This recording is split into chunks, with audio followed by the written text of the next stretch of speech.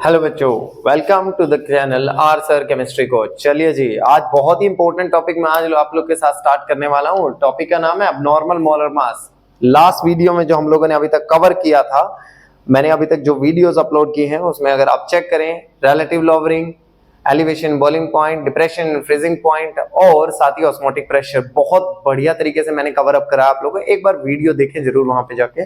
तो उसी से रिलेटेड अब हमारा नेक्स्ट टॉपिक है अबनॉर्मैलिटी इन मोलर मास। देखिए, मैंने हर वीडियो में बताया कि आप वहां पे मोलर मास को कैलकुलेट कर सकते हो इन सभी फॉर्मूला से। देखिए कौन कौन से फॉर्मूला थे भाई। If you wish to calculate molar mass of solute, तो फॉर्मूला क्या था हम लोग का, अगर आप लोग को याद हो, given mass of solute upon में P naught A minus P total, मतलब P of solution upon P naught A, into में क्या था, M A upon W A. Next मेरे पास फॉर्मूला आया था, ये फॉर्मूला कहां से आया था, रिलेटिव लॉवरिंग से। Relative lowering in vapour pressure, ये फॉर्मूला। नेक्स्ट कौन सा था, delta TB is equal to K B into में W B upon M B into 1000 upon W A in grams. ठीक है, यहां से भी आप मोलर मास निकाल रहे थे। फिर था formula delta T F K F W B into M B into 1000 upon W A, फिर से यहां पे मोलर मास।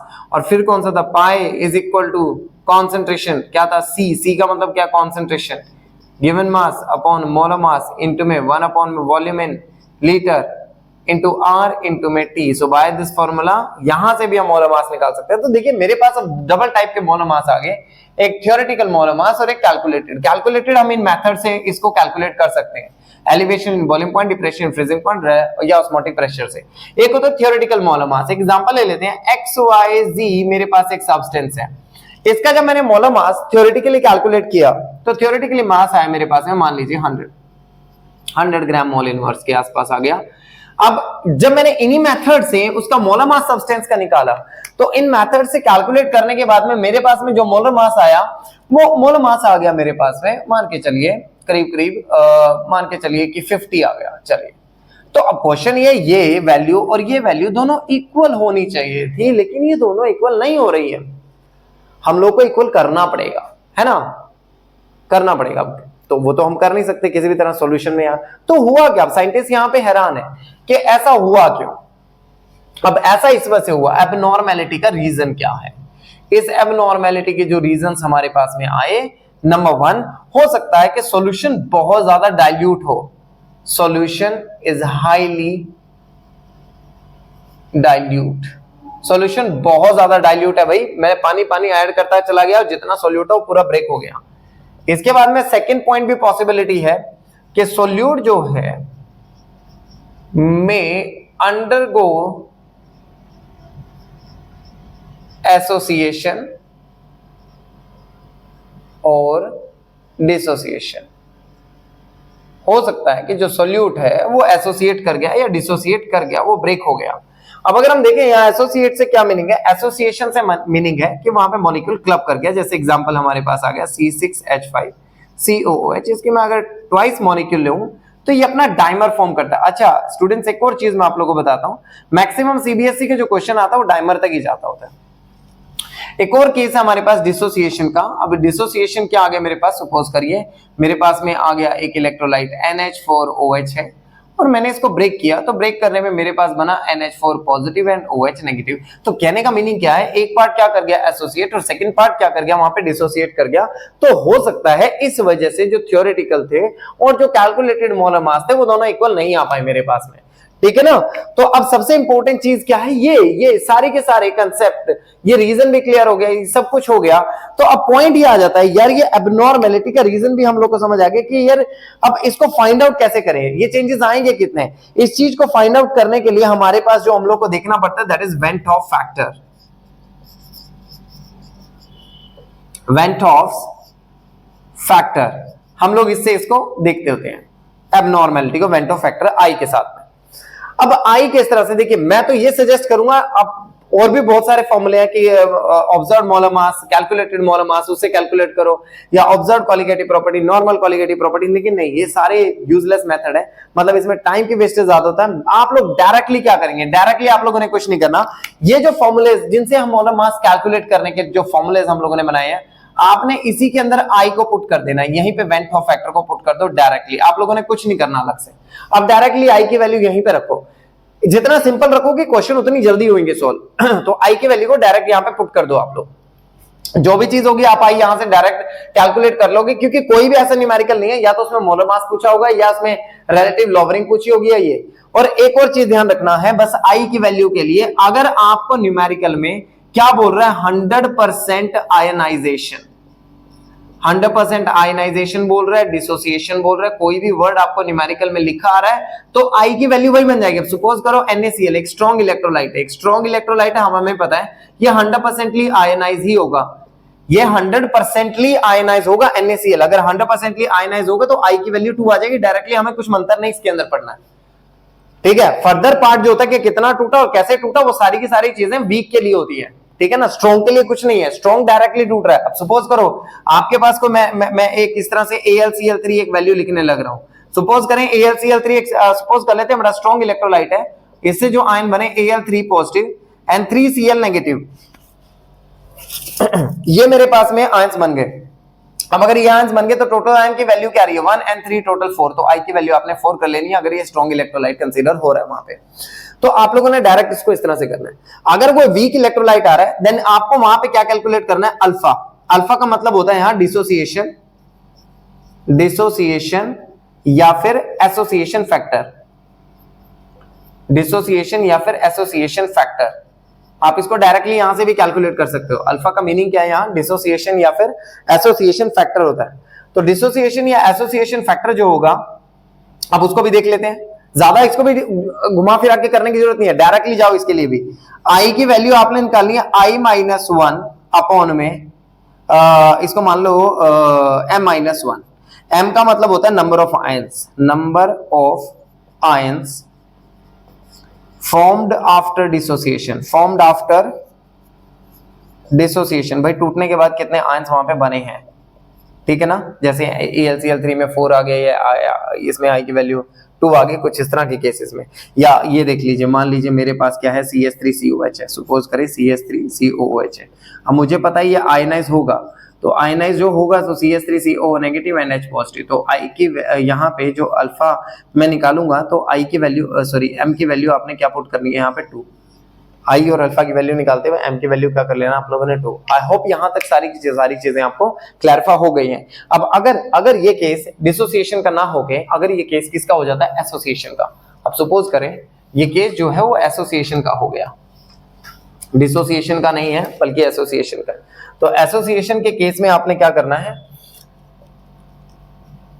एसोसिएशन के केस में आपने इक्वेशन लगानी है alpha is equal to I-1 upon में 1 बाय N-1। N का मीनिंग है number of associated, number of associated ions और मॉलिक्यूल, जितने भी आयंस या मॉलिक्यूल आपके एसोसिएट होके बने।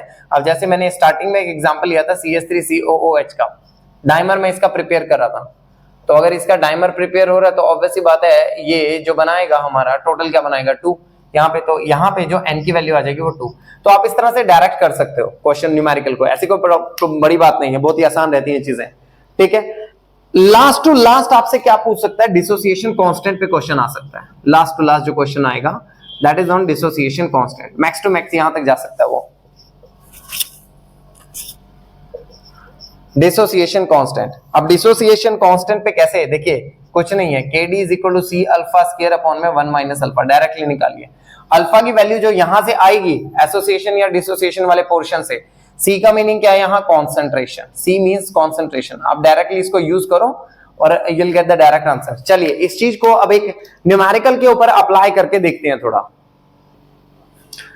देखिए स्टूडेंट्स, मैंने क्वेश्चन यहां पे लिख दिया ताकि हम लोग देखते हैं कि किस तरह से उन चीजों को सोल्व करना। देखिए किसी भी जितने भी मैंने अभी तक क्लासेस ली थी, इसमें मैंने किसी के अंदर भी न्यूमेरिकल सोल्व करके नहीं दिखाया, क्योंकि न्यूमेरिकल एक साथ से करते हैं, बार बार न्यूमेरिकल करने का कोई बेनिफिट नहीं है, बिकॉज हम लोग को हर न्यूमेरिकल में आई की वैल्यू को इंक्लूड करना ही है। आई की वैल्यू को इंक्लूड, देखिए आई की वैल्यू 1 जो होगी that is for organic compound. हर एक ऑर्गेनिक कंपाउंड के लिए जो आई की वैल्यू होगी वो क्या होगी, 1 होगी ऑर्गेनिक कंपाउंड के लिए। जैसे कहीं पे क्वेश्चन आ गया ग्लूकोज, कहीं पे क्वेश्चन आ गया ग्लूकोज, कहीं पे क्वेश्चन आ गया यूरिया, या कोई भी ऑर्गेनिक कंपाउंड आ गया, तो आपने आई की वैल्यू को 1 कर लेना है डायरेक्टली, ठीक है। तो ये चीज ध्यान रखनी है। बाकी कुछ आ जाए, जैसे ये बेंजोइक एसिड आ गया, इसमें तो आप 1 नहीं कर सकते। चलिए पहले क्वेश्चन को सॉल्व करके देखते हैं, फिर बाद में चीज को देखेंगे। जो मुझे बेंजोइक एसिड का मास दे रहा है वो कितना है, 2 ग्राम।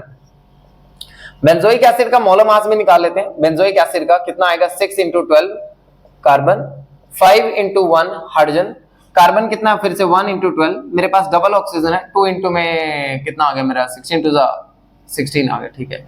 और मेरे पास सिंगल हाइड्रोजन है तो 1 × 1, तो टोटल अराउंड हो गया 122 के अराउंड ही मेरे पास में मोलर मास आ गया, ग्राम मोल इनवर्स, ठीक है स्टूडेंट। अब देखिए ध्यान से, अब यहां पे बेटा क्या करना है कि सबसे इंपॉर्टेंटली आप लोगों ने W भी आ गया मेरे पास, M भी आ गया मेरे पास, के भी क्या दे रहा है, KF की वैल्यू जो बेंजोइक एसिड के लिए प्रोवाइड किया, it is 4.9 kelvin kilogram mole inverse, ठीक है। ये वैल्यू मेरे पास KF की प्रोवाइड कर दी है। और मुझे इस क्वेश्चन में 25 ग्राम यहाँ बेंजीन के भी दे रहा है, यानी मेरे पास वेट ऑफ सॉल्वेंट भी आ गया, इट्स अराउंड 25 ग्राम। बस हो गया। अब क्वेश्चन यहां से बड़ा आसानी से क्वेश्चन हम लोग कर लेंगे। देखो कैसे, हम लोग को करना क्या है, यहाँ डेल्टा TF की वैल्यू को पहले निकालना है। फॉर्मूला क्या है, I × KF × में M, ठीक है। आप लोगों ने कोई इसमें ज्यादा मुश्किल नहीं अपने लिए बनानी है खुद से। देखिए M की वैल्यू एक बार निकाल लेते हैं। M की जो वैल्यू आएगी, गिवन मास, फॉर्मूला क्या है M का, मोलैलिटी का, given mass of solute upon molar mass of solute in 2000 upon में weight of solvent. I hope आपको ये मोलैलिटी वगैरह कैलकुलेट करनी आती है, कंसंट्रेशन। अगर नहीं आती please right that into the comment section. मैं इसके ऊपर भी एक कंसंट्रेशन के ऊपर एक फुल फ्लैश वीडियो वहां पे बना दूंगा। देखिए ध्यान से, तो M की वैल्यू के आगे ये आ गई हमारे पास में, तो M की वैल्यू जो यहाँ से कैलकुलेट करेंगे 2 अपॉन में 122 इंटू में 1000 अपॉन में वेट ऑफ सॉल्वेंट जो मेरे को प्रोवाइड किया इसने, it is around 25 gram. Wait of solvent कितना आ रहा है मेरे पास में, 25 ग्राम। तो जैसे मैं इस सारी वैल्यू को कैलकुलेट करता हूं तो देखिए 25 आ गया, तो मेरे पास में आ गया 40। अब 40 का 4 यहाँ 10, ये कितना आ गया 430.5, ये बन गया। और जब मैंने यहाँ पे इसको कैलकुलेट किया तो 15.25 ये बन गई मेरे पास में मोलैलिटी की वैल्यू। और जब मैंने इसे फुल फ्लैश कट किया तो 10 अपॉन में 15.25। आगे भी फर्दर कट कर सकते हैं, टाइम वेस्ट करके फायदा नहीं है। डेल्टा TF ये मुझे क्या बोल रहा है, freezing point, depression in freezing point, यानी डायरेक्टली मुझे डिप्रेशन की वैल्यू बोल रहा है यहाँ पे। यानी जो डेल्टा TF की वैल्यू है इट इज 1.62, यानी डेल्टा TF की जो वैल्यू आई है हमारे पास में इट इज अराउंड 1.62 केल्विन। तो 1.62 इंटू में आई की वैल्यू हम लोगों ने यहाँ सबसे पहले देखिए, मैंने कुछ नहीं किया, बुक का कोई मेथड फॉलो नहीं किया, मैं यहाँ डायरेक्टली आई की वैल्यू निकाल रहा हूँ। और KF की जो वैल्यू है इट इज 4.9, और जो M मेरा आया था 10 अपॉन में 15.25। यहां से मैं आई की वैल्यू को कैलकुलेट करूंगा। तो आई की वैल्यू को जो कैलकुलेट किया तो इसकी वैल्यू जो हमारे पास आने लग रही है बन जाएगा 1.62 इंटू में 15.25 अपॉन में 4.9 इंटू में इट्स अराउंड 10। तो इसकी वैल्यू जो कैलकुलेट करने के बाद में हमारे पास में आने लग रही है जो आई की वैल्यू, इट्स अराउंड बन जाएगी 0.5504 के अराउंड बन जाएगी, ठीक है। तो यहां जब आई की वैल्यू आ गई तो हम लोगों ने अब कुछ करना नहीं है खास। देखिए इसने खुद मुझे बोला है क्वेश्चन में, ये एनसीईआरटी का क्वेश्चन है, तो ऑब्वियसली इसने क्या बोला है यहाँ पे, डाइमर बनेगा। तो डाइमर का मतलब क्या है भाई, डायरेक्टली बोल रहा है। तो मेरे पास में फॉर्मूला डाइमर यानी एसोसिएशन का केस है, तो alpha is equal to I - 1 upon में 1/n-1। तो अब देखिए आई की वैल्यू जो मेरी आ रही है 0.5 आ रही है, माइनस में 1 अपॉन में 1/2 - 1 अल्फा की वैल्यू। तो 0.5 वैसे 0.504 है, सॉरी, -1, तो 0.504 - 1, तो ये मेरे पास आ गई वैल्यू माइनस में 0.496 के अराउंड आ गया। और ये जो नीचे से कैलकुलेट करके माइनस में 0.5 के अराउंड मेरी अल्फा की वैल्यू आ गई। माइनस माइनस हम कैंसिल कर देते हैं। जब इस चीज को कैलकुलेट किया फुल फ्लैश में हम लोगों ने कैंसिल किया तो ये मेरा बन गया 45 45 ये 99.2 तो 99.2 अब मैंने क्या 0 पॉइंट मतलब 99.2 ये मेरे पास आ गया 0.992 सॉरी कैलकुलेट करके। तो अब अगर मैं देखूं तो अल्फा की जो मैं यहाँ से निकालूं तो 0.992 अगर मैं इसको 100 से मल्टीप्लाई करूं तो परसेंटेज में आ जाएगा आंसर। किस में आएगा? परसेंटेज में। सो इट्स अराउंड 99.2% आंसर आ रहा है।